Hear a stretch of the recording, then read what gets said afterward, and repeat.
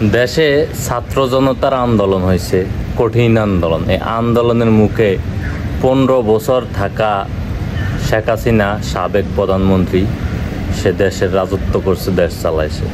তারপর আসলে সে পরিস্থিতি খারাপ দেখে আস্তের উপর সে কিন্তু পালিয়ে গেছে দিল্লিতে, ইন্ডিয়াতে সে চলে গেছে। কিন্তু সে চলে গেছে ইন্ডিয়াতে, যাওয়ার পর বিক্ষুব্ধ জনতা, তাদের যেই বাড়িঘর আছে, আওয়ামী লীগের এমপি মন্ত্রী, তাদের বাড়িঘর আসলে অনেকে হামলা করছে, অনেকে আসলে পোড়ায়া দিছে। বিক্ষুব্ধ জনতা, এটা কিন্তু জনতার একটা ক্ষোভের বই প্রকাশ 15 বছরের, ঠিক আছে।